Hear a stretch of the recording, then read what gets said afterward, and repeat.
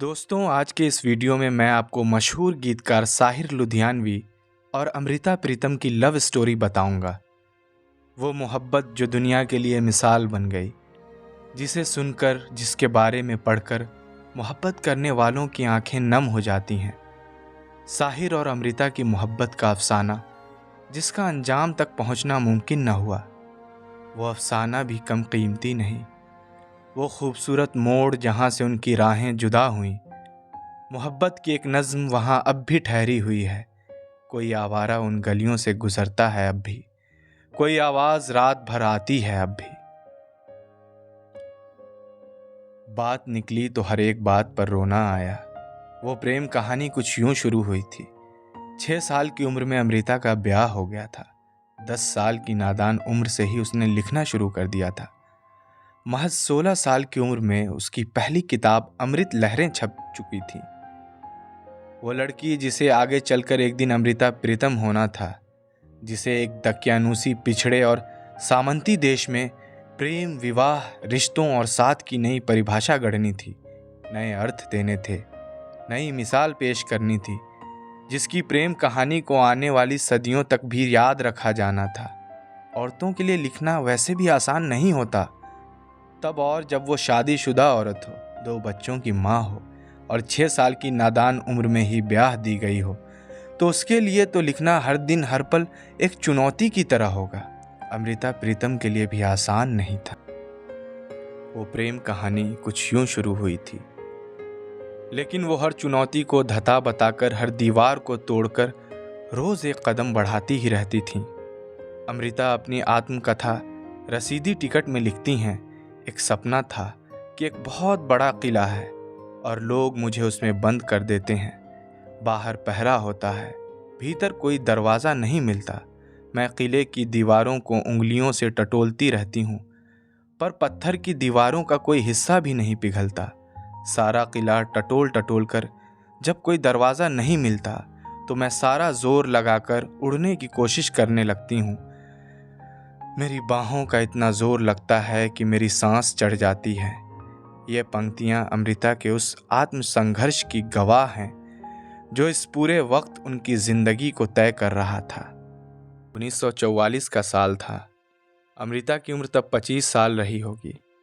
भारत का बंटवारा नहीं हुआ था और भारत पाकिस्तान एक ही मुल्क थे।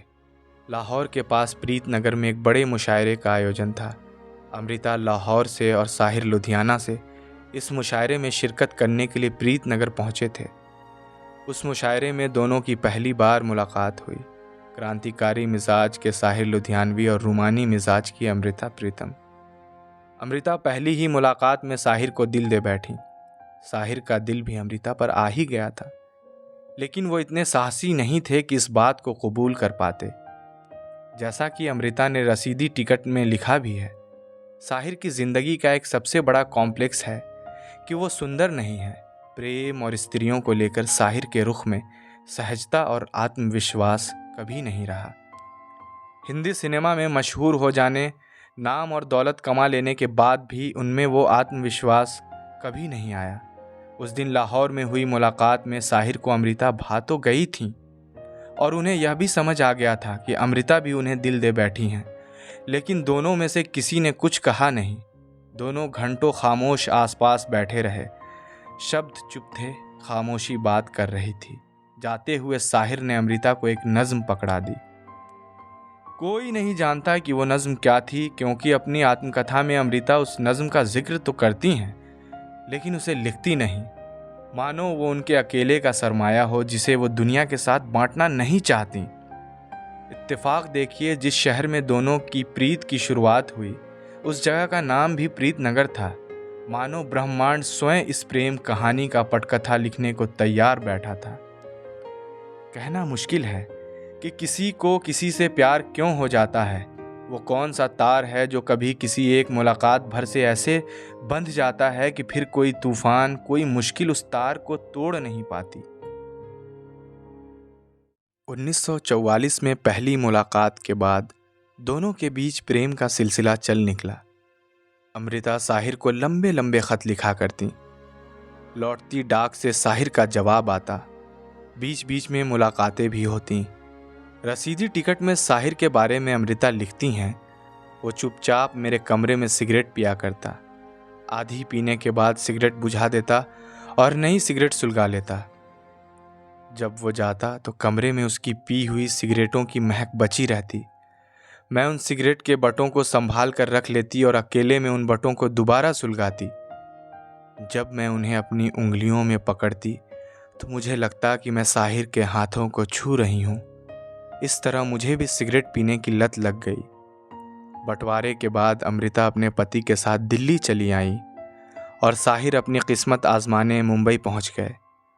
वक्त का पहिया कुछ यूँ पलटा कि साहिर ने हिंदी सिनेमा में गाने लिखकर खूब नाम कमाया।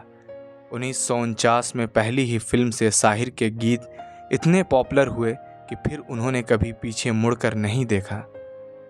इस बीच दोनों के बीच खतो किताबत का सिलसिला भी चलता रहा। छुटपन में मर्जी के खिलाफ हुए ब्याह को अमृता ने 1960 तक निभाया। उनके पति प्रीतम सिंह को साहिर के साथ उनकी मोहब्बत की खबर लग चुकी थी। हिंदुस्तानी पति का अहंकार आहत था और क्रोध चरम पर। जब घुटन इतनी बढ़ गई कि सांस लेना भी दूभर हो गया तो अमृता ने पति का घर छोड़ दिया और दिल्ली में एक किराए के घर में अकेले रहने लगी। इस बीच साहिर की जिंदगी में एक दूसरी महिला सुधा मल्होत्रा का आना हुआ। साहिर और अमृता के बीच दूरियां बढ़ने लगीं। खतों का आना जाना पहले कम हुआ, फिर बंद हो गया। अमृता पति को छोड़ चुकी थी। प्रेम बहुत दूर होते होते एक दिन बिल्कुल दूर चला गया था। इसी दौरान उनकी जिंदगी में इमरोज की आमद हुई।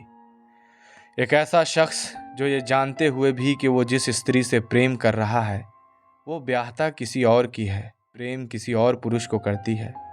उसने उसके साथ रहना और जीना स्वीकार किया। सिर्फ रहना और जीना ही नहीं, बल्कि उसने अपना समूचा जीवन उस स्त्री को अर्पित कर दिया। इमरोज के साथ स्कूटर पर पीछे बैठी अमृता इमरोज की पीठ पर अपनी उंगलियों से साहिर का नाम लिखती। वो जानते थे लेकिन अमृता के प्रेम का आदर करते थे। साहिर की जिंदगी लिखने वालों ने लिखा है कि यूं तो साहिर की जिंदगी में कई औरतें आईं, लेकिन कोई भी अमृता की जगह नहीं ले सकी। वो ताउम्र अमृता से अथाह प्रेम करते रहे। अपनी आत्मकथा लिखते अमृता बहुत पोएटिक और क्रिप्टिक अंदाज में बार बार साहिर का जिक्र तो करती हैं, लेकिन कभी खुलकर ये नहीं लिखती कि आखिर इस रिश्ते में आने वाली दूरियों की वजह क्या थी। ये क्यों कर हुआ कि एक दूसरे से इतना प्रेम करने के बाद भी उनका रिश्ता असल जिंदगी के रिश्ते में तब्दील ना हो सका। प्रेम की पहेली को सुलझाने की कोशिश करना सूरज को आईना दिखाने की तरह है। कौन जानता है कि इंसान के मन ही पेचीदा गलियों में कब कौन सी कहानी लिखी जा रही थी। जो भी हो, अमृता और साहिर की इस अधूरी प्रेम कहानी का हासिल सिर्फ ये है कि प्रेम पर भरोसा कायम है। जिस अफसाने का अंजाम तक पहुंचना मुमकिन नहीं, अफसाना वो भी कम कीमती नहीं। वो खूबसूरत मोड़ जहाँ से उनकी राहें जुदा हुईं, मोहब्बत की एक नज़्म वहाँ अब भी ठहरी हुई है। कोई कोई आवारा उन गलियों से गुजरता है, अब भी कोई आवाज़ रात भर आती है और अब भी आती है। तो दोस्तों, आप हमें ज़रूर बताएं कि आपको ये वीडियो कैसा लगा, और अगर आपने अब तक हमारे चैनल को सब्सक्राइब नहीं किया है तो सब्सक्राइब कीजिए, ढेर सारा प्यार दीजिए और कमेंट कर हमें ज़रूर बताइए कि आपको ये वीडियो कैसा लगा। तब तक के लिए विदा लेता हूँ। नमस्कार।